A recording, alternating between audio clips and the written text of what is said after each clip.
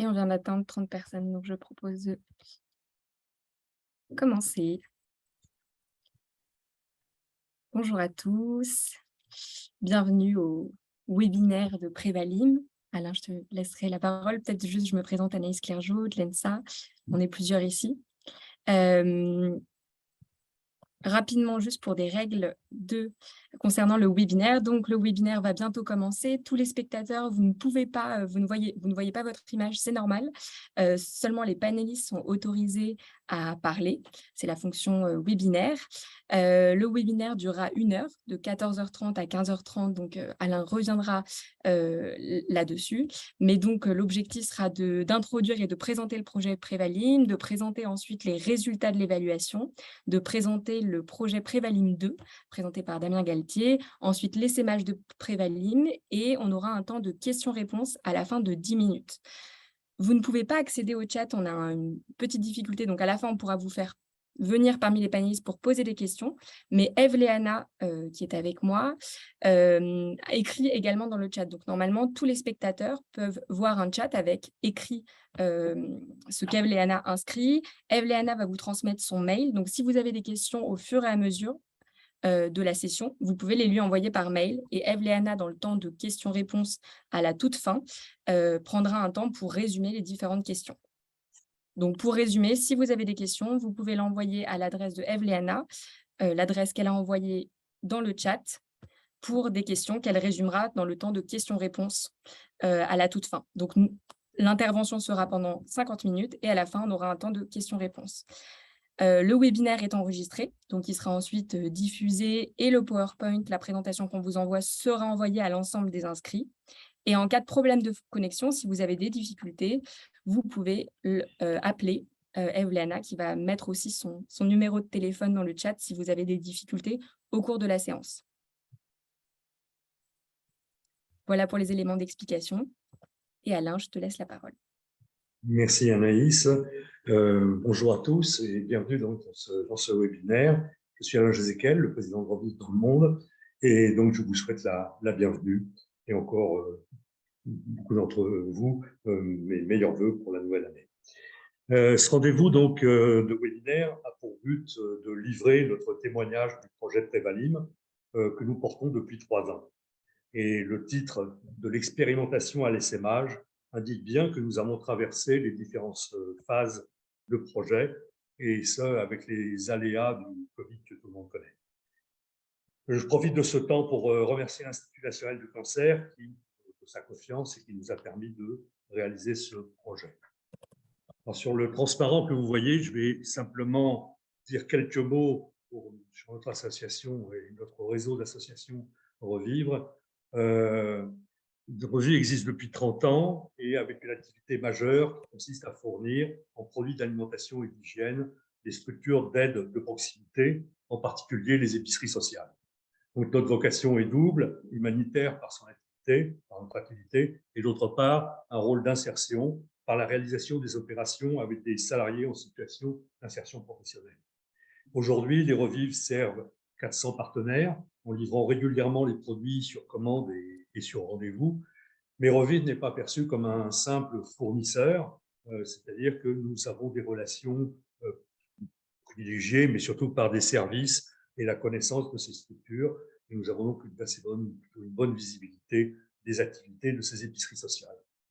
Donc, si vous voulez, Revivre est plutôt connu pour sa fonction et sa mission logistique, mais Revivre est aussi, assure aussi d'un certain nombre de projets et de programmes. Il y a un exemple qui apparaît sur le transparent là, mais il y en a d'autres, et qui nous permettent à la fois de répondre aux besoins de manière innovante, mais également de développer notre offre de services. Transparent suivant.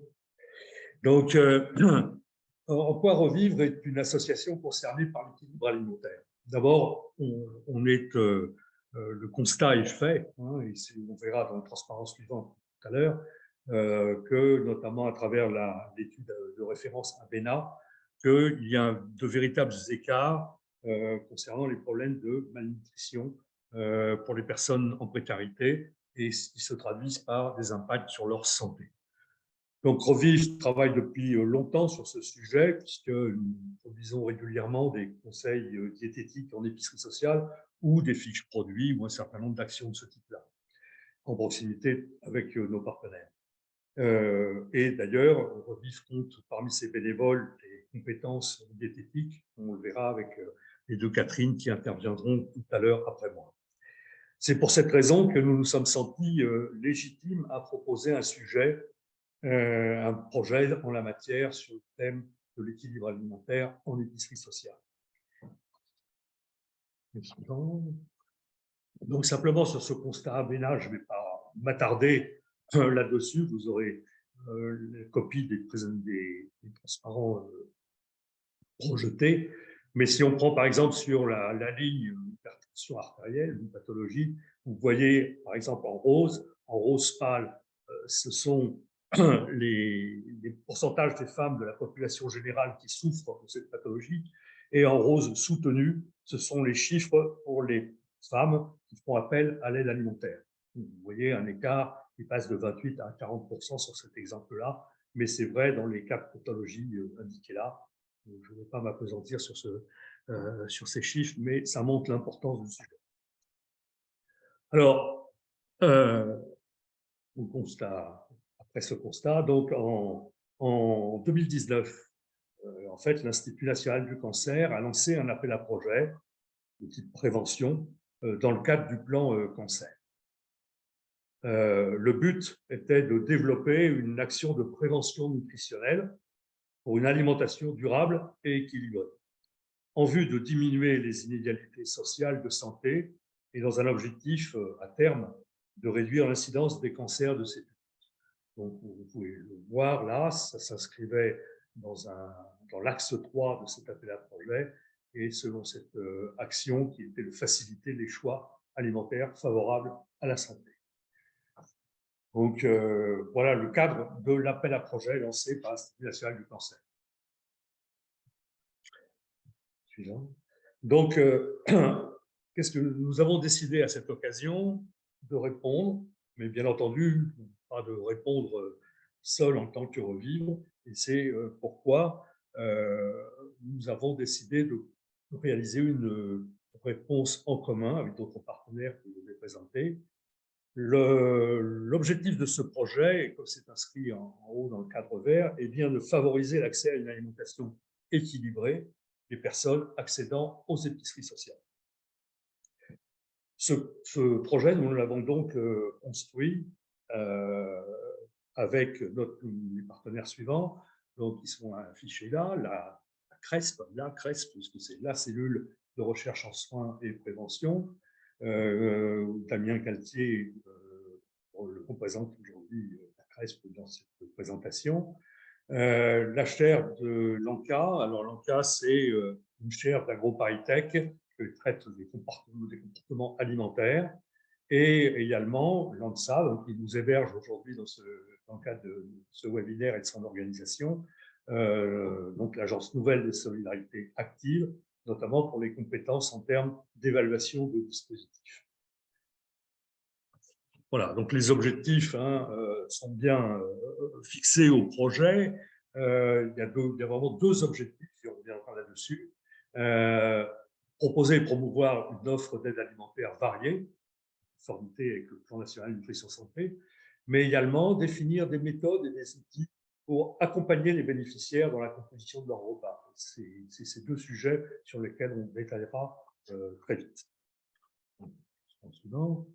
Donc, comment va se passer ce déroulé? Nous allons maintenant donc, entrer dans le dur, si je peux dire, de ce webinaire, selon le déroulé qui est affiché. Donc, au-delà des quelques mots d'introduction que je viens de faire, Catherine Pons et Catherine Reichmann interviendront pour présenter le projet. Puis, on aura la présentation des résultats de l'ANSA qui ont fait l'évaluation de ce projet. Et nous verrons également Prévalim 2 par Damien Galtier. Alors pourquoi Prévalim 2? C'est une action qui s'est construite en parallèle et en totale synergie avec Prévalim. Et Damien zoomera plus particulièrement sur cette action. Enfin, on terminera par la suite. La suite, c'est l'essaimage de Prévalim et on verra effectivement en quoi cela peut intéresser plusieurs structures dans notre périmètre. Enfin, comme le disait Anaïs dans l'introduction, nous aurons un temps de questions-réponses de 10 minutes. Alors, je vais passer la parole sans plus attendre donc à Catherine Roechman, qui va nous présenter le projet de façon précise. Merci de votre attention. Bonjour à tous. Donc, moi, je suis Catherine Roechman et je vais vous expliquer le déroulement de ce projet Prévalim entre 2019 et 2022, sachant que 2022 n'était pas notre timing initial, mais que nous avons dû faire avec pandémie et confinement, comme vous le savez. On peut donc distinguer 4 temps forts dans la réalisation du projet. Dans un premier temps, nous avons préparé panels et outils, c'est-à-dire nous avons recherché une dizaine d'épiceries sociales en Île-de-France qui soient motivées par notre projet. Nous avons mis au point des questionnaires avec la cellule CRESP de l'hôpital Manès. Nous avons mis au point des questionnaires sur l'alimentation et nous avons travaillé avec la chaire ANCA d'AgroParisTech sur des outils d'information sur l'équilibre alimentaire, des outils destinés aux bénévoles des épiceries. Un deuxième temps fut la mise en œuvre des 11 sessions d'information dans 11 épiceries et la tenue des enquêtes alimentaires, enquêtes que nous avons tenues avant et après les sessions d'information. Ensuite, nous avons choisi 10 aliments recommandés par le dernier plan national nutrition santé, des aliments peu consommés et peu proposés par les épiceries, notamment pour des raisons financières, et nous avons souhaité les tester dans les épiceries. Ce travail a été bouclé en juin 2022 et ensuite est venue l'évaluation globale du projet parlant de ça. Diapositive suivante. Revenons sur le choix des épiceries partenaires. Nous avions défini des critères et nous voulions ces épiceries évidemment motivées à nous accompagner dans le projet. Nous les voulions réparties en région parisienne, à savoir en banlieue, en zone rurale, mais aussi Paris intramuros. Nous avons essayé qu'elles soient de tailles différentes et qu'elles soient affiliées à des réseaux ou pas, en tout cas différents. Slide suivante. Voilà donc la liste des épiceries que nous avons, avec lesquelles nous avons collaboré. Elles sont finalement au nombre de 11. Je ne vais pas détailler cette liste, vous la retrouverez. Ensuite, nous avons rencontré chacune de ces épiceries et nous les avons interrogées sur leurs caractéristiques. Donc, ces épiceries, ces 11 épiceries sont toutes différentes, mais elles ont des fonctionnements très similaires. Par exemple, les utilisateurs de ces épiceries sont tous adressés par des travailleurs sociaux et accueillis par les bénévoles ou les salariés de l'épicerie. Certaines sont affiliées à un réseau, la Croix-Rouge, le Secours catholique ou le réseau Andes, par exemple. D'autres ne sont pas affiliées à des réseaux, mais sont en lien avec des CCAS ou des associations qui sont à l'origine de l'épicerie. En matière d'approvisionnement, toutes ces épiceries fonctionnent principalement avec des dons de produits alimentaires ou d'hygiène qui sont issus de collectes. La collecte, c'est ce qui se passe derrière les caisses du supermarché 2-3 fois par an, mais aussi ce qu'on appelle la ramasse, c'est-à-dire l'entente avec un magasin de proximité qui réserve à l'épicerie ses produits invendus qui sont encore consommables ou des produits proches de la date limite.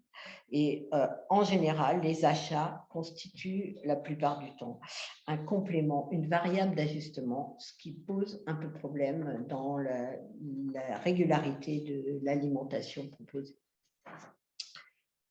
Diapositive suivante. Après les épiceries, nous avons donc caractérisé leurs utilisateurs au moyen des questionnaires illustrés pardon, mis au point avec la cellule Krebs.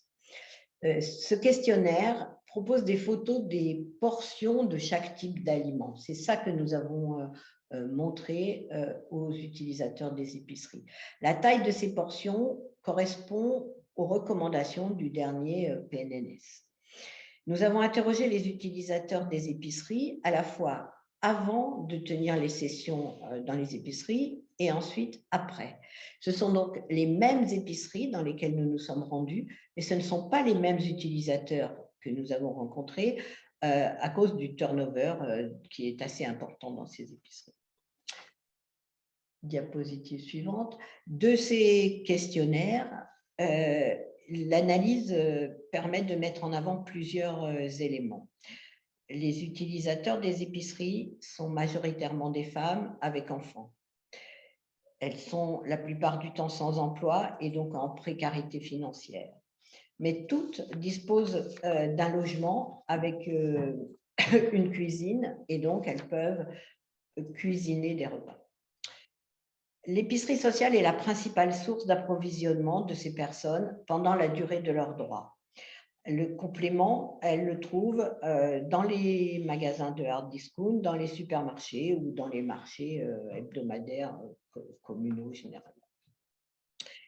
Sur le plan des apports nutritionnels, on peut constater que la plupart de ces personnes ne consomment pas assez de viande, de poisson, d'œufs et de légumes secs. Autrement dit, elles ont une déficience en protéines la plupart du temps. Elles ne consomment pas non plus suffisamment de fruits et légumes, mais trop de produits sucrés et beaucoup de féculents, le riz, les pâtes, le pain. Interrogées sur les produits manquants dans l'épicerie, les personnes citent la viande, qu'elle soit halal ou pas, les laitages et les fruits et légumes frais. Et toutes se disent conseillées par les personnes qui les accueillent, mais en réalité, il s'agit peu de conseils de nutrition, plutôt des points d'organisation de l'épicerie ou le contingentement de certains produits proposés. Slide suivante. De toutes ces enquêtes, on a donc essayé de tirer des préconisations et nous les avons présentées sous la forme d'un tableau à 3 colonnes, augmenter, favoriser, réduire. C'est en quelque sorte un clin d'œil au tableau du PNNS 4 qui est en ce moment diffusé. Nous n'allons pas détailler ce tableau, mais on peut noter que, pardon, à contrario de celui du PNNS, la consommation de viande se trouve dans la colonne augmentée. Nous avons vu que les utilisateurs ont une alimentation réellement déficitaire en protéines, viande, poisson, œufs, laitage et légumes secs. Voilà, ma collègue Catherine Ponce va maintenant vous parler de nos sessions d'information, la tenue de ces sessions et en quoi elles consistent. Bonjour à tous, donc je vais vous raconter en effet le déroulement de ces sessions, puis en quoi consistait l'aide apportée aux structures partenaires du projet. Les données collectées à travers ces questionnaires ainsi que des entretiens avec les bénévoles précisant les besoins et les attentes ont permis l'élaboration d'un guide destiné aux accueillants. Ce guide était la colonne vertébrale des sessions de sensibilisation qui ont été menées auprès des épiceries sociales partenaires. Ces sessions rassemblaient des bénévoles, des salariés, car ils sont le maillon essentiel dans l'accompagnement et la transmission de conseils et idées. Les objectifs de ces sessions sont donc de donner des arguments pour orienter les utilisateurs vers les produits favorables à la santé et de leur donner des outils d'accompagnement. Le déroulement de la session s'appuie donc sur la brochure, enfin qu'on appelle aussi guide, qui est riche en informations sur comment, pourquoi manger équilibré, qui apporte un éclairage particulier sur les aliments sains et accessibles en coût. On y trouve différents outils comme des repères de consommation, des mises en situation sous forme de bande dessinée, des décryptages aidant à la déconstruction d'idées reçues et aussi des idées recettes.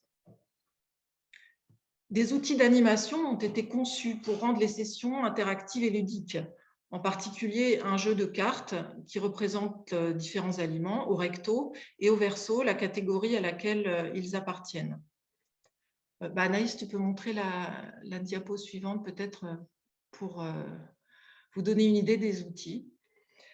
Les cartes ont servi à animer le principal atelier de la session que l'on a nommé « Savoir constituer une assiette équilibrée ». La consigne était donc de composer un repas idéal. Nous avions au préalable rappelé ce qu'est une alimentation équilibrée.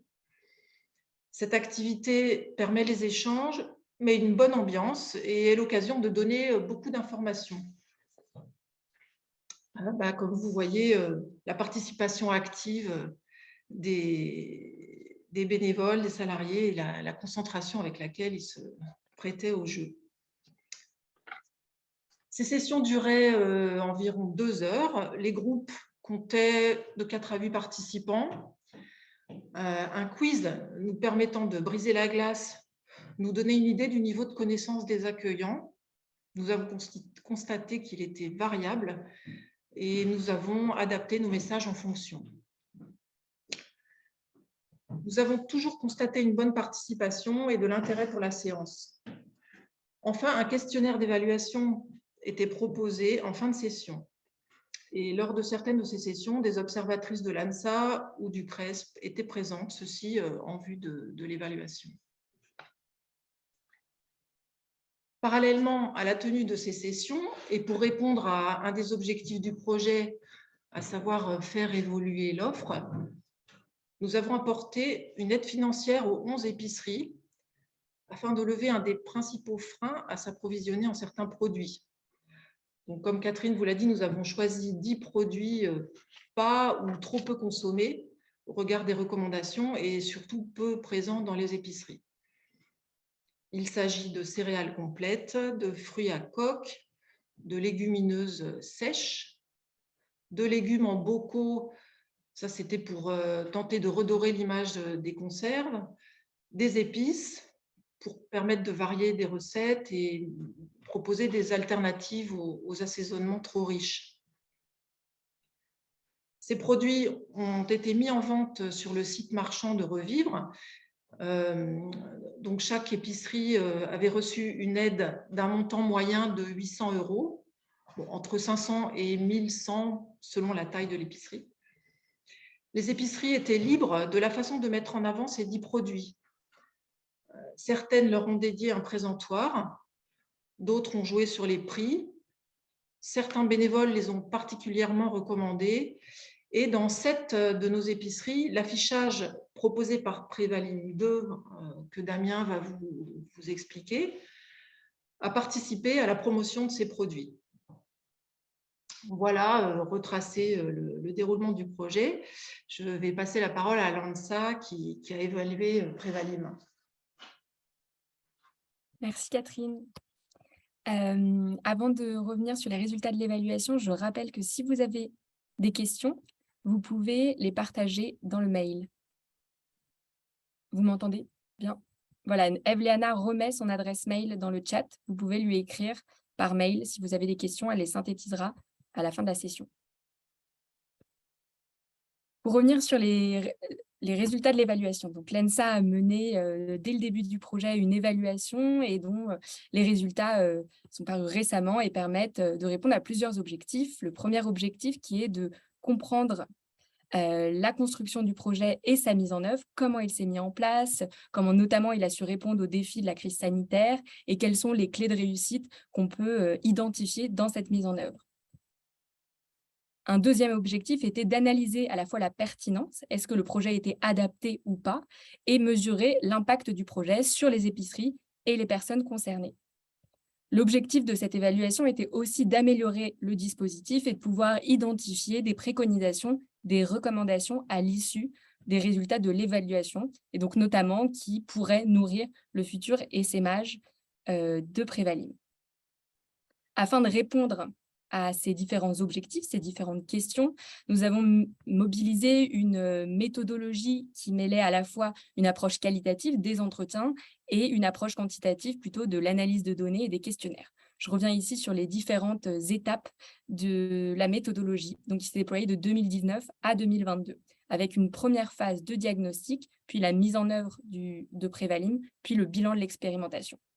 Donc, tout d'abord, les questionnaires usagés. Donc, un questionnaire initial et un questionnaire final auprès des usagers, qui a été présenté tout à l'heure par les deux Catherine, sur la consommation, la fréquentation de l'épicerie auprès des usagers de l'épicerie. Donc, un diagnostic initial, puis un diagnostic final qui a permis de mesurer et d'analyser les comportements alimentaires des personnes. Ensuite, des observations nous ont permis d'aller directement sur site dans les épiceries et d'observer également les sessions de sensibilisation pour comprendre les interactions entre les accueillants, leur réactivité, leur perception de la session de sensibilisation. Ensuite, des questionnaires aux accueillants ont été distribués. Tout d'abord, en phase initiale, des questionnaires sur l'approvisionnement de l'épicerie. En cours, des questionnaires sur la connaissance lors des sessions de sensibilisation, avec donc un premier quiz au début qui servait de brise-glace, puis à la fin de la session, un questionnaire aussi sur le niveau de connaissance des utilisateurs. Puis, en fin d'expérimentation, un questionnaire sur l'utilisation de l'aide financière. Donc, cela a permis de produire plusieurs données et graphiques qui sont dans l'ensemble du rapport. Ensuite, des entretiens aux bénévoles ont été proposés. 3 mois après la session de sensibilisation, l'ensemble des bénévoles ont été interrogés pour comprendre quelle était leur perception des sessions de sensibilisation, leur niveau de satisfaction et aussi leur niveau de connaissance quelques mois après la session. Ensuite, d'autres entretiens ont été effectués à la fin de l'expérimentation pour faire un bilan plus général sur l'ensemble du dispositif, à la fois les sessions de sensibilisation et l'utilisation de l'aide financière. Enfin, des entretiens avec les acteurs du consortium ont été mobilisés. Donc, au départ, lors de la construction des outils, notamment du guide, un entretien avec la chaire ANCA, plusieurs entretiens avec Revivre en fin de projet, un entretien avec le CRESP CH Manès, pour pouvoir vraiment identifier les conditions de réussite de la mise en œuvre, l'impact perçu par chacun des acteurs. Et à la fin de la rédaction du rapport, un entretien collectif a été mené avec les membres de Revivre pour pouvoir réfléchir aux pistes de préconisation et discuter les résultats de l'évaluation. Enfin, des données d'approvisionnement ont été permises, donc pour analyser quels étaient les achats qui avaient été effectués par chacune des épiceries, des 10 produits Prévalim, et comprendre quels étaient les produits qui avaient eu le plus de succès. Evelyana, je te laisse la parole. Ça marche. Je vais aller assez vite sur les constats issus du diagnostic, puisqu'ils ont été un petit peu mentionnés par les deux Catherine pendant leur présentation du projet, pour qu'on ait plus de temps pour vous présenter les résultats concernant les différents impacts analysés. On a identifié du coup un certain nombre de freins, merci Anaïs, notamment pour les utilisateurs des épiceries qui ont effectivement donc des habitudes alimentaires encore éloignées des recommandations du Programme national nutrition santé, le PNNS 4, notamment en termes de consommation de fruits et légumes, mais aussi de viande, comme ça a été mentionné, et aussi évidemment de fortes contraintes économiques, ce qui a poussé Revivre dans son projet du coup à vouloir transmettre de manière importante ces messages du PNNS 4 en se concentrant sur les fameux 10 produits peu chers et ou sous-consommés dans les épiceries. En ce qui concerne ensuite les accueillants du coup au sein des épiceries, qui peuvent être bénévoles ou salariés et qui ont bénéficié des sessions de sensibilisation, on a pu remarquer pendant la phase de diagnostic que beaucoup avaient un ressenti en tout cas de manque de légitimité pour conseiller au niveau nutritionnel les utilisateurs, puisque je crois que tu peux passer à la suite Anaïs, voilà, 45% merci des utilisateurs déclaraient être souvent ou toujours conseillés, donc à peine même pas la moitié. Et tandis qu'une minorité d'utilisateurs des épiceries assistaient, participaient aux ateliers collectifs qui étaient proposés par certaines épiceries. 85% lors du diagnostic des utilisateurs ont déclaré n'avoir jamais participé à une activité. D'où l'idée de revivre, de s'appuyer sur les accueillants pour transmettre des messages nutritionnels aux utilisateurs via notamment la session de sensibilisation. En ce qui concerne les épiceries, on a pu remarquer un certain nombre de contraintes financières, matérielles qui ont poussé Revivre à proposer une aide financière, à avoir un volet plus concentré sur l'offre dans son projet, puisque les prix élevés de certains produits, notamment les fruits à coque, leur rendaient difficile l'approvisionnement régulier de ces produits-là dans les épiceries. D'autre part, le fait que ce soit des produits récupérés, les produits frais en tout cas, soient récupérés lors de collecte ou de ramasse faisait aussi que les approvisionnements étaient aléatoires. Et enfin, elles avaient d'autres contraintes matérielles comme les capacités limitées de stockage et d'écoulement des produits, d'où l'idée d'avoir aussi un volet non seulement sur la demande avec les sessions de sensibilisation et les produits fléchés, mais aussi d'avoir une aide financière. Je laisse Anaïs continuer avec l'impact du guide, du coup. Donc, l'objectif était de comprendre quel était l'impact du guide et de la session de sensibilisation sur les accueillants. Donc, tout d'abord, on remarque plusieurs facteurs de réussite. Le fait que ce soit le même binôme de formatrices tout au long de chaque session de sensibilisation, ce qui ont permis vraiment d'avoir un effet d'apprentissage de session en session et de faire évoluer la formation en fonction des différents apprentissages de ce qui avait bien fonctionné ou pas. Par ailleurs, les différents accueillants ont noté le fait que les animations étaient particulièrement ludiques et le fait que les animations aient été maintenues en présentiel, donc après les différents confinements, a vraiment permis une interaction avec les personnes. On a ensuite un objectif atteint avec une bonne appropriation des 7 messages clés du guide par l'ensemble des accueillants interrogés. Les accueillants partagent également un sentiment de légitimité qui est renforcé. Ils se sentent plus légitimes à conseiller les utilisateurs et ont aussi développé, dans certaines épiceries, un discours commun sur la nutrition au sein de l'épicerie. C'est-à-dire que certains avaient effectivement des connaissances, mais le fait de participer à cette session de sensibilisation permet de se mettre d'accord sur le message à transmettre. Et puis, une acquisition de nouvelles connaissances. Alors, on a 2 types d'accueillants. Des accueillants qui n'avaient pas de connaissances sur les différentes notions de nutrition et qui vraiment font un nouvel apprentissage. Et pour d'autres, la session de sensibilisation joue plus comme une piqûre de rappel sur des notions qu'ils connaissaient déjà. On a un verbatim ici que je vais lire. Donc, c'est adapté, assez clair, ludique, et on arrivait à retenir les informations. C'est le plus important. Donc, un retour d'un accueillant ayant participé à la session de sensibilisation. On a 85% des participants qui ont apprécié l'ambiance des échanges et 81% qui ont apprécié le guide Prévalim et la clarté des explications fournies. Enfin, peut-être une dernière brique à consolider est la dimension et l'adaptation par les bénévoles d'une posture non jugeante dans la transmission des conseils nutritionnels, donc qui a un volet aussi de la formation qui pourra être renforcé par la suite. Merci Anaïs. Concernant du coup le volet plus sur l'offre et l'aide financière qui a été proposée, donc elle a été présentée par Catherine plus tôt, elle pouvait aller de 500 à 1100 € en fonction des épiceries. Pour la majorité, c'était 800 €. On a identifié un certain nombre de facteurs de réussite dans la mise en œuvre de cette aide financière. Déjà, le fait d'inclure la personne chargée de l'approvisionnement dans la session de sensibilisation, d'information, faisait qu'elle était plus à même ensuite de vraiment utiliser au maximum cette aide financière parce qu'elle en comprenait le ciblage. Le fait aussi de suivre les achats, que Revive suive les achats et relance les épiceries pour les inciter à utiliser l'aide. On a remarqué que ça pouvait être très utile aussi puisque certaines pouvaient oublier que l'aide existait ou ne pas l'utiliser entièrement. Donc c'est vrai que les relances de Catherine ont été très utiles de ce point de vue-là. Et enfin, on a pu remarquer que ne pas imposer une méthode d'utilisation de l'aide financière, alors certes, ça peut poser des problèmes en termes d'évaluation parce que tout n'était pas homogène, mais ça a permis en fait aux épiceries aussi d'adapter en fonction des territoires, de leur territoire, de leurs utilisateurs, leurs méthodes. D'ailleurs, on peut voir sur cette slide aussi, si tu peux passer, Anaïs, merci beaucoup, que différentes stratégies ont été mises en place en fonction des épiceries, aussi bien en termes d'achat des produits avec des stratégies plus ou moins prudentes. Certaines épiceries achetaient seulement quelques produits en complément de leur approvisionnement et selon les besoins, tandis que d'autres ont décidé d'acheter les 10 produits en grande quantité et de les proposer à leurs utilisateurs. Et c'était la même chose en termes de promotion des produits avec des stratégies plus ou moins incitatives selon les épiceries. Des épiceries qui ne mettaient pas particulièrement en avant les 10 produits fléchés dans le cadre de Prévalim et d'autres qui, au contraire, les mettaient en avant de manière assez forte avec un rayon dédié en présentoir, potentiellement en combinaison avec le logo Nutritop proposé par Prévalim 2 que Damien va vous présenter par la suite. Pour terminer, du coup, c'est un objectif qui a été plutôt atteint puisque l'aide financière est utilisée par l'ensemble des 11 épiceries. Elle a été utilisée soit pour diversifier l'offre avec, par exemple, l'achat de fruits à coque comme les cerneaux de noix ou les amandes, ou sinon pour augmenter la quantité de certains produits comme les lentilles ou les pois chiches. Les produits les plus achetés par les épiceries, du coup, étaient les cerneaux de noix, les amandes décortiquées et les pois chiches, d'après ce qu'on a pu voir. Et ce qu'on peut voir sur le graphique là, c'est que du coup, la majorité des épiceries ont utilisé, voire utilisé davantage que ce qui leur avait été donné pour acheter les 10 produits Prévalim.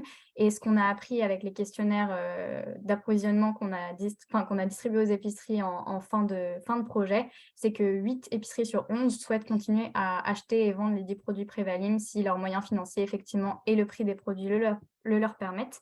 Ce qui me mène au dernier élément à consolider, à savoir la pérennisation des achats de ces produits une fois que l'aide est complètement dépensée, puisque voilà, on a pu voir que le côté économique, effectivement, est un peu les moyens financiers, c'est le nerf de la guerre pour les épiceries, sans grande surprise. Et du coup, ça pose question, une fois que l'aide est terminée, est-ce qu'elles peuvent encore acheter ces différents produits?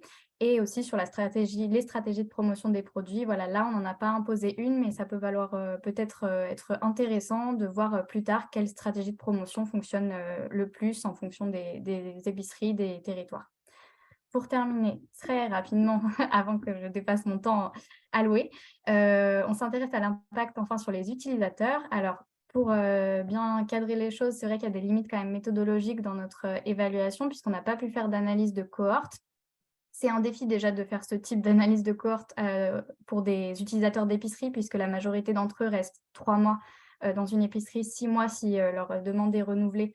Donc, c'est effectivement sur un projet qui dure plus de 6 mois, c'est difficile d'avoir les mêmes utilisateurs pour faire entre le diagnostic et l'évaluation finale. Donc, comme pour nous, ça n'a pas été possible.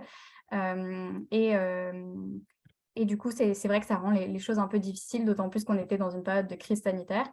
Malgré tout, c'est un objectif du coup partiellement atteint là cette fois-ci, avec légèrement plus de personnes conseillées dans les épiceries après le projet. On a 12% d'utilisateurs qui déclarent être conseillés sur le volet nutritionnel à l'issue du projet, mais encore très peu qui participent aux activités. Voilà, comme je le disais, c'était pendant la période du Covid, donc c'est vrai que ça a aussi impacté beaucoup le fonctionnement des épiceries et leur capacité à mener ce genre d'action, mais malgré tout, c'est à noter.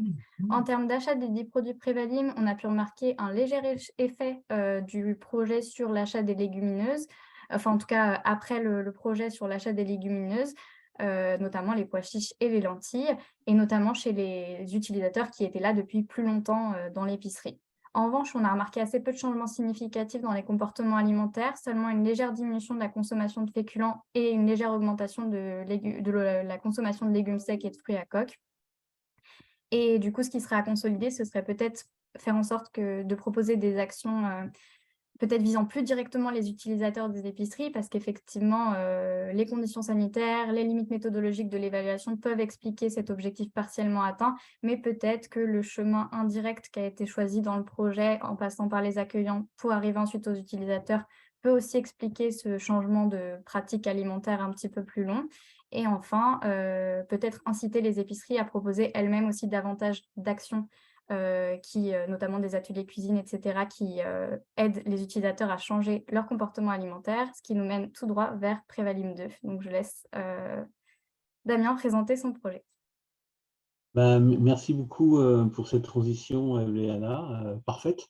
Effectivement, Prévalim 2, alors je reviens à ce qu'a dit tout à fait Alain, hein, attention, Prévalim 2, ce n'est pas la suite du blockbuster Prévalim, hein, on est bien dans une étude complémentaire, on appelle ça souvent une étude ancillaire. Et nous avons, alors quand je dis nous, c'est à la fois bien sûr la cellule de recherche, mais également tous les partenaires historiques là, de Prévalim, mais également le réseau RONDE, réseau obésité adulte des départements de l'Île-de-France, qui nous ont beaucoup aidés en fait à construire ce projet. Et puis bien sûr et surtout l'ARS Île-de-France qui a financé cette deuxième partie, donc entre guillemets, donc, mais qui a été en parallèle. L'idée a vraiment été non plus de passer par l'intermédiaire qui était donc les bénévoles, mais plutôt d'aller directement vers la cible, c'est-à-dire vers les utilisateurs, donc les bénéficiaires. La première étape a été de sélectionner des épiceries sociales. Sur les 9 que nous avons choisies, 7 font déjà partie du projet en lui-même, du projet Prévalim. Donc, c'est intéressant de pouvoir comparer et voir un petit peu comment ça allait se mettre en place. Nous avons donc choisi directement d'orienter le choix des bénéficiaires, des utilisateurs, par le biais d'un affichage. Donc, au départ, nous sommes partis sur Nutri-Score. On verra qu'il y a une discussion et qu'en fait, on a dû créer un autre affichage qui s'appelle NutriTop. On verra comment. Nous avons également mis en place en parallèle des ateliers de cuisine dans 6 épiceries sociales qui pouvaient être en même temps avec un affichage ou non, d'ailleurs, c'était l'intérêt.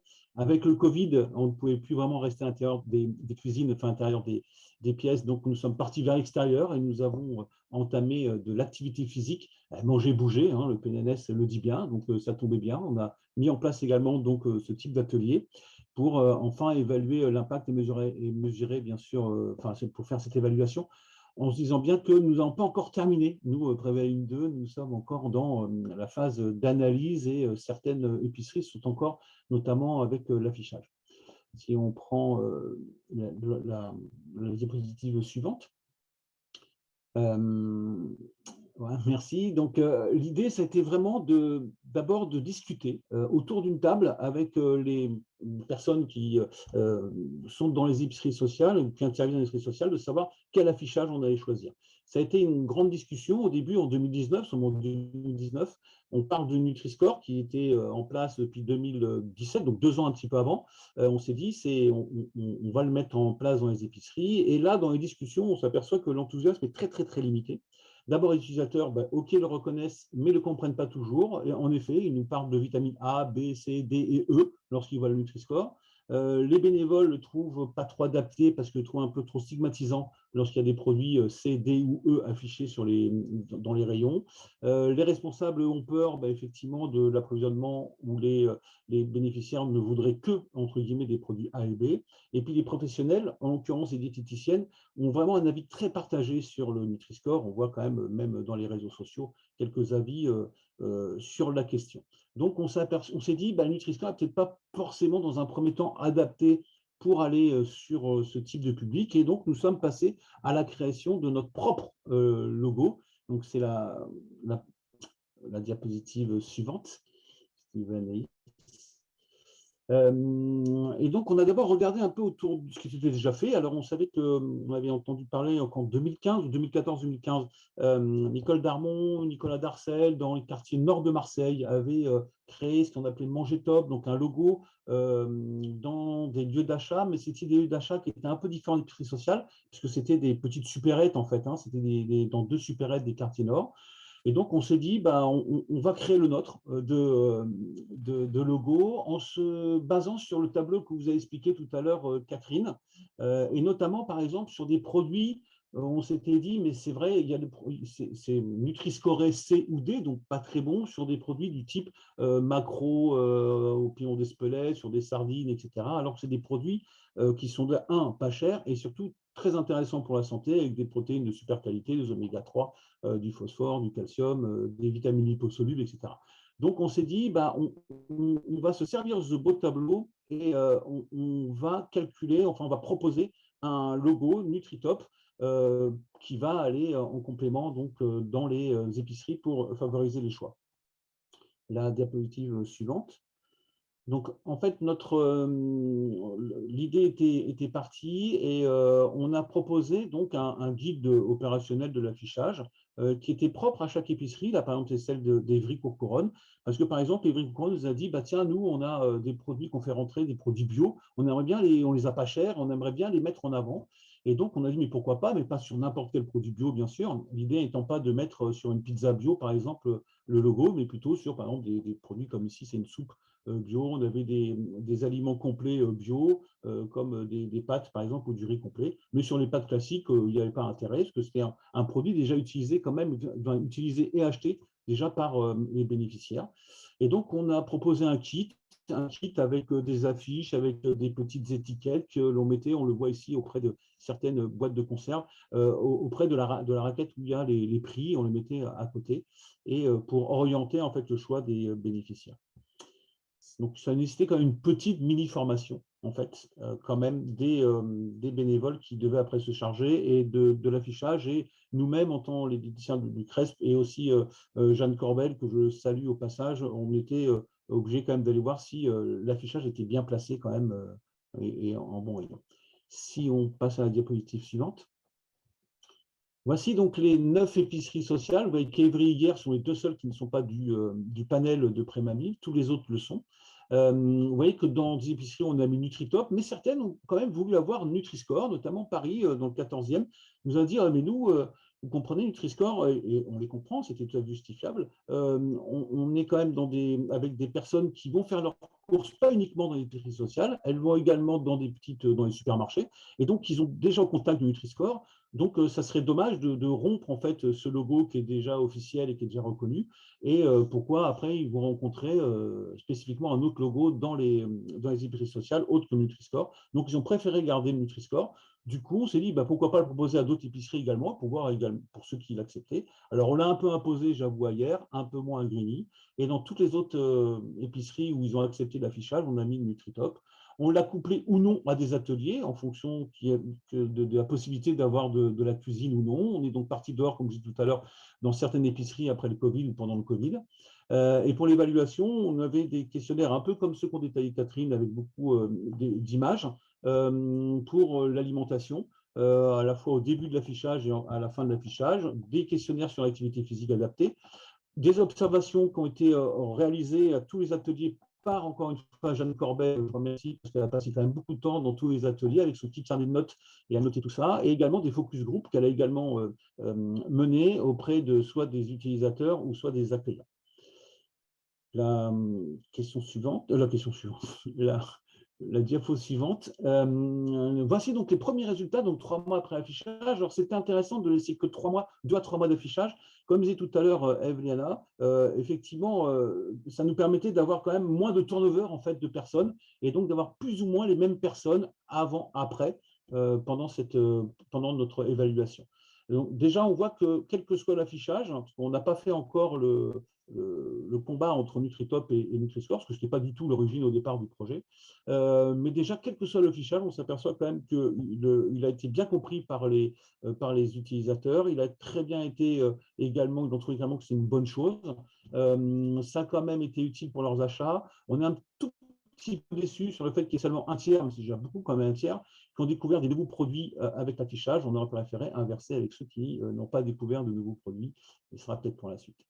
Si on passe à la diapositive suivante, ce qui est intéressant également, c'est de voir quand même qu'en déclaration, hein, les utilisateurs ont déclaré avoir une consommation améliorée après 3 mois d'affichage sur notamment les légumes frais, sur les légumes en conserve, sur les légumes secs, sur les poissons, donc les maquereaux, on parlait tout à l'heure, ou les sardines, une diminution des produits sucrés, une petite augmentation des viandes, vous voyez que 18%, déjà beaucoup, mais c'est vrai qu'il n'y en a pas beaucoup de façons de proposer dans les épiceries vu le prix. Et puis, et quand même assez majorité, 41% pour les produits laitiers. Donc, on s'est dit, c'est intéressant. Et on a voulu aller plus loin. Donc, si on passe à la diapositive suivante, on va s'apercevoir qu'en fait, c'était beaucoup plus intéressant lorsque l'affichage était couplé à des ateliers.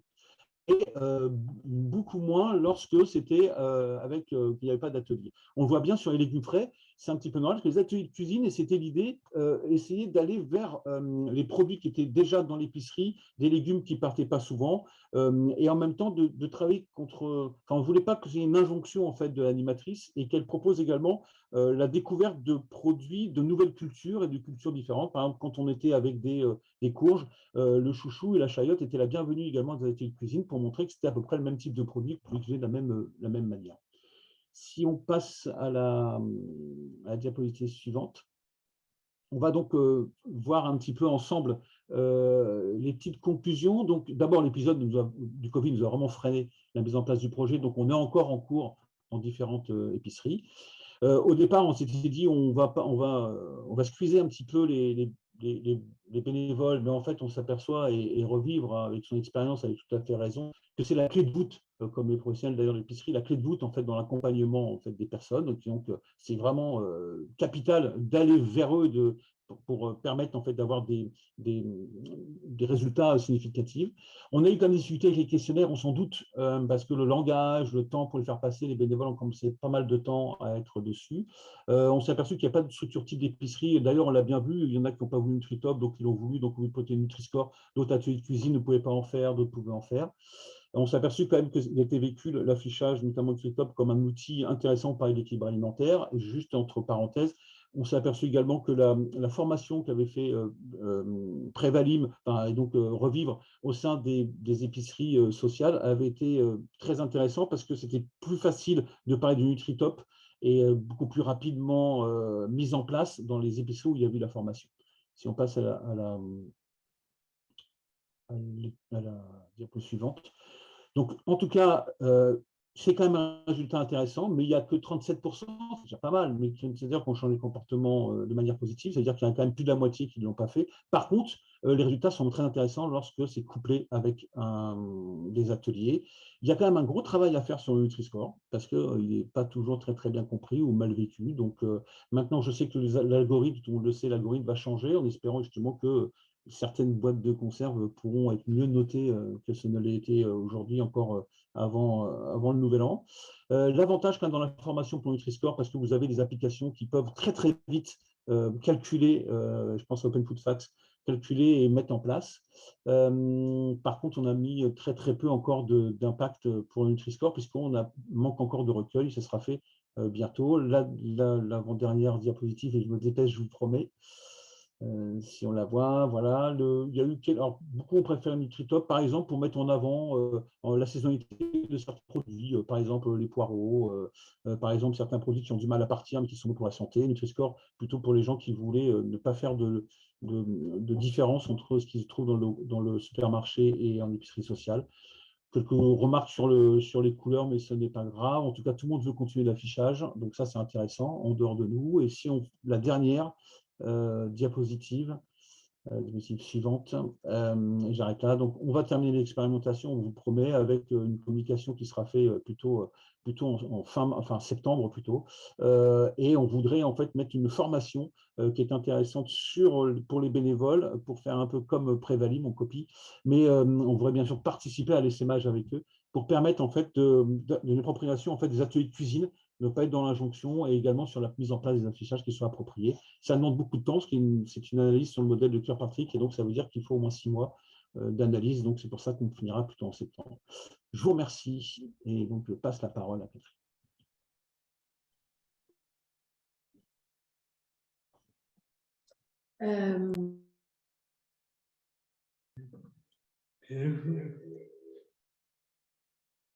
Donc, je vais vous parler de l'essaimage de Prévalim. En 2022, nous avons présenté à la DGCS un projet pour la poursuite de Prévalim et elle a décidé de soutenir l'essaimage vers les épiceries sociales. Il s'agit pour nous en fait de faire tache d'huile, de former des animateurs Prévalim qui mettront en œuvre dans le maximum d'épiceries les sessions d'information que nous avons testées. Pour ça, nous avons prévu sur 2023 de réaliser des mallettes du formateur contenant la brochure, les outils dont on vous a parlé et que nous avons utilisés dans les sessions d'information, de même qu'un guide de l'intervenant. Nous avons prévu aussi de recruter des diététiciennes qui interviennent déjà dans les épiceries sociales, qui connaissent le milieu des épiceries sociales et qui sont intéressées par la présentation et la formation à ces outils des fameux animateurs Prévalim que nous voulons former. Ces 2 premiers points sont déjà bien avancés. Nous allons les finaliser et mettre en œuvre ces sessions animées par les diététiciennes. Donc pour ça, tous les réseaux d'épiceries sociales intéressés sont invités à se faire connaître. Mais de notre côté, nous prévoyons dans un premier temps de proposer aux épiceries partenaires des plateformes Revivre de Morangis et de Lyon de bénéficier de ces sessions en regroupant leurs bénévoles intéressés. Donc, la diapositive suivante, pardon. elle montre des pages de la mallette du formateur. Dans la mallette du formateur, ce fameux guide de l'intervenant qui est donc quelque chose de différent des outils que vous avez vus déjà et qui aidera nos fameux animateurs Prévalim à mener des sessions d'information. Voilà, je vous remercie.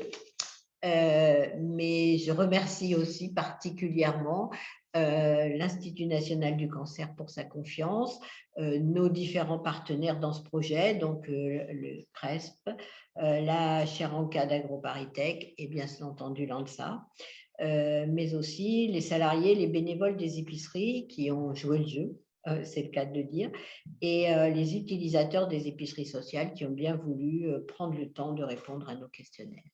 Un grand merci à tous ces gens. Merci beaucoup. Merci beaucoup, Catherine. Et peut-être pour terminer, comme prévu, donc on a pris 5 minutes de retard, donc peut-être pour les spectateurs qui auront encore quelques minutes, on va démarrer un petit temps de questions-réponses. Ça marche. J'ai reçu quelques questions par mail, donc j'enchaîne. Je commence tout de suite avec la question de Nicole Darmon qui doit partir à 15h30 pile et qui nous écrit « Je n'ai pas compris sur quelle base vous concluez… » On n'a pas entendu. Est-ce que vous m'avez entendu? Vous m'entendez là?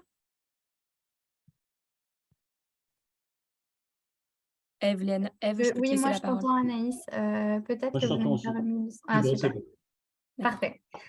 Donc, la question de Nicole Darmon de l'INRA, pardon, qui nous écrit, donc je pense que ça s'adressait plutôt aux deux Catherine, « Je n'ai pas compris sur quelle base vous concluez que la consommation d'aliments sources de protéines animales est déficitaire. Y avait-il un questionnaire alimentaire individuel dans le questionnaire?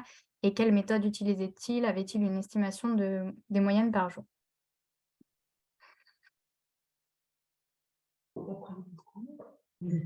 Oui, Alors, en réalité, oui. Oula. Les questionnaires étaient individuels et comportaient une évaluation de la quantité de chacun des types d'aliments consommés chaque jour par les utilisateurs des épiceries que nous avons rencontrés. C'est sur cette base que nous avons tiré ces conclusions.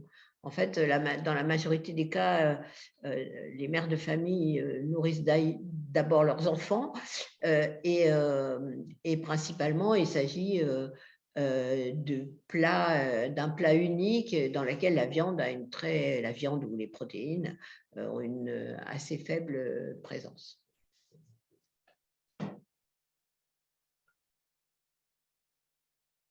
Merci beaucoup pour cette précision. Une autre question de Lydie Sage du Solal concernant le budget alloué pour les épiceries pour réaliser les achats, donc j'imagine l'aide financière. Est-ce qu'il y avait des critères à respecter? Est-ce qu'il y avait des difficultés pour réaliser les achats de certains types de produits? Je ne sais pas si on peut revenir là-dessus. Chaque épicerie avait donc le budget à peu près 800 €.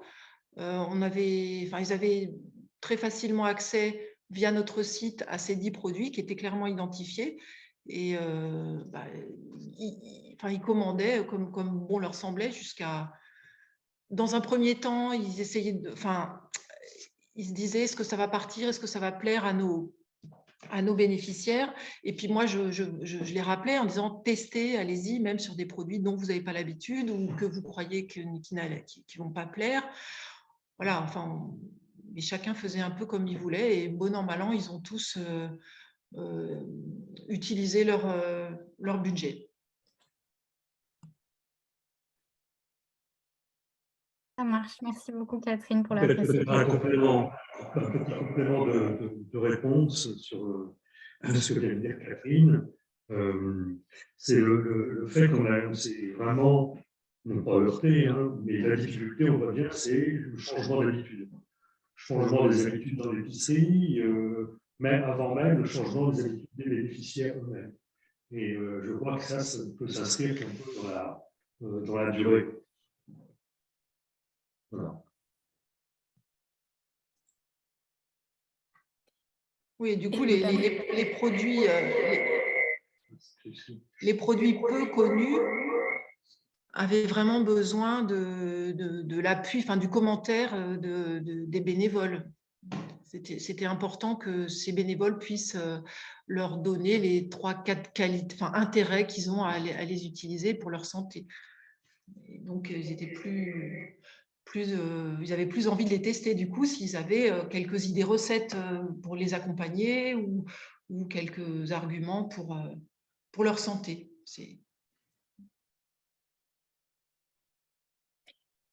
Et puis peut-être juste pour reprendre sur la question de Nicole Darmon, ou sur le fait qu'il y a bien eu une analyse ensuite qui a été assurée par le CRESP CH-MANES, à partir effectivement des questionnaires qui ont été montrés tout à l'heure à l'échelle individuelle. Oui, après, je comprends ce que voulait dire Nicole, si elle est encore là, parce que c'est vrai que dans les méthodologies pour l'analyse, on est souvent sur les rappels de 24 heures, mais ce qui était impossible ici à faire. Donc, on était plutôt sur des questionnaires déclaratifs. Donc, voilà, c'est une méthodologie qui peut être critiquable parce qu'on a envie de mettre ce que l'on veut, en fait, mais on ne pouvait pas du tout faire autre chose que ça, en tout cas, dans ce type d'études.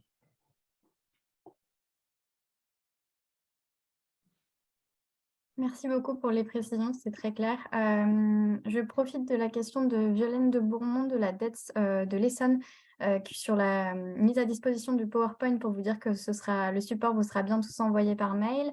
Et elle nous demande si les épiceries sociales choisies étaient toutes essonniennes, puisqu'elle en connaît certaines, mais pas toutes. Et il me semble bien que ce n'est pas le cas. Si Anaïs, bon, ça va peut-être être long de remonter jusqu'au tableau de toutes les épiceries, mais elles n'étaient pas toutes de l'Essonne. Je laisse Revive me corriger si je dis des bêtises. Non, non, en effet, elles étaient toutes franciliennes, pas toutes essonniennes. Ben, c'est toutes les questions que j'ai reçues pour le moment. Donc, n'hésitez pas si vous voulez, pour clôturer, lever la main pour prendre la parole. Et sinon, je laisserai Anaïs conclure. Et notez qu'il y a une adresse mail en fin de transparente des présentations qui est une adresse de contact par laquelle vous pouvez effectivement nous adresser des questions complémentaires ou des contacts. On vient aussi sur l'aspect essaimage, on a parlé tout à l'heure. Nous allons procéder maintenant à l'essaimage opérationnel. Les structures intéressées, puis elles ont des questions peuvent se rapprocher de nous par l'intermédiaire de cette adresse. Ça fait une très boîte de nuit, là, vous êtes, Alain.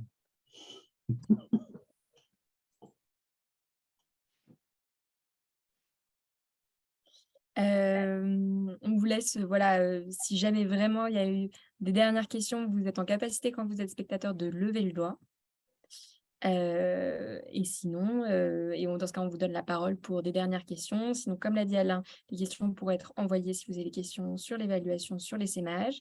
Et puis, le PowerPoint de ce webinaire sera envoyé à l'ensemble des inscrits. Il y aura aussi le replay. Donc, si vous voulez revoir cette vidéo, ce sera possible. Ah, je vois un doigt qui s'est levé de Laurence Perrin. Je vous laisse entrer pour parler.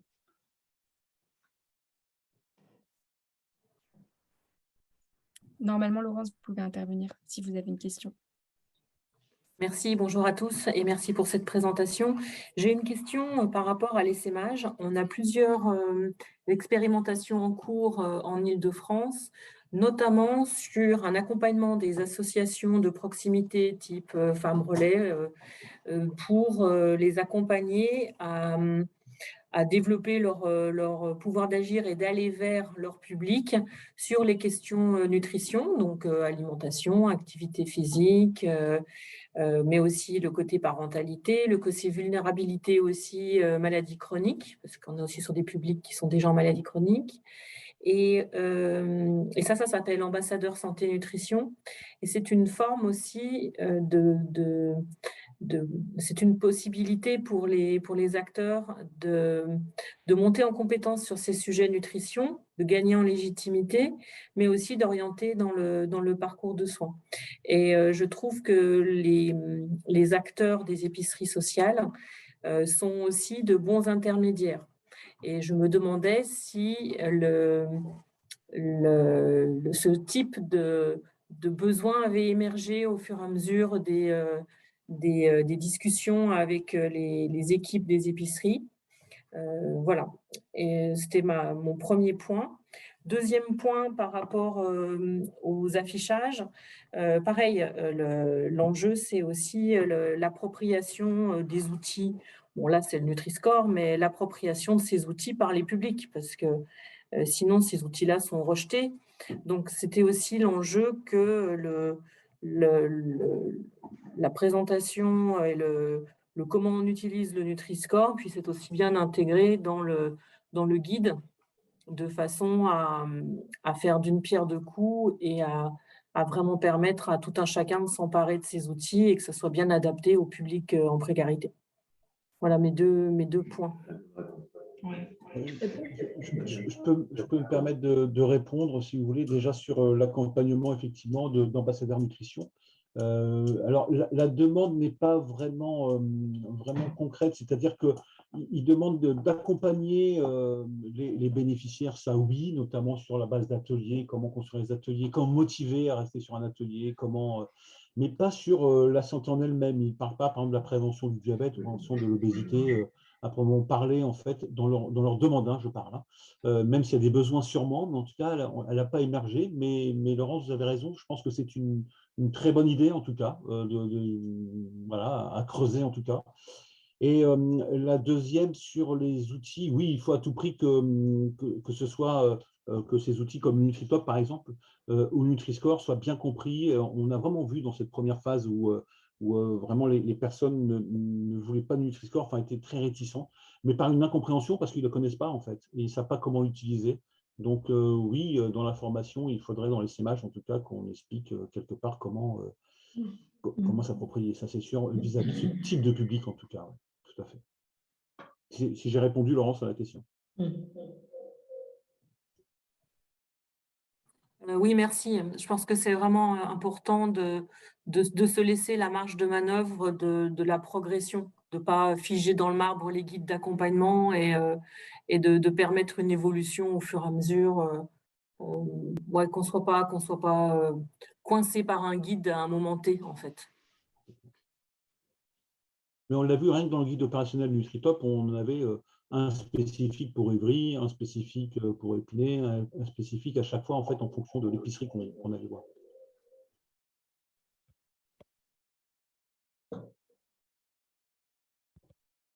Merci. Je ne sais pas si vous voulez compléter, mais en tout cas, sinon, on n'a pas de nouvelles questions. Donc, je pense que 15 heures. Si les questions sont finies, on peut effectivement déjà vous remercier pour votre attention.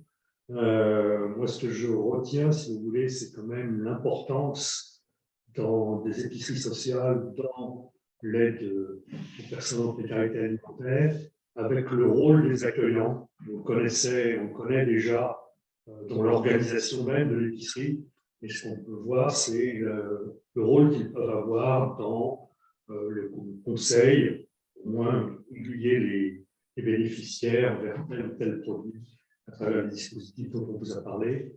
Et ça, je pense que c'est une piste à poursuivre telle qu'on l'envisage. Voilà, on a un peu dépassé le temps, vous m'excuserez, mais on vous remercie tous de votre participation et on vous envoie des informations comme convenu. Bonne journée à tous. Merci. Au revoir. Au revoir. Au revoir. Au revoir, bonne journée.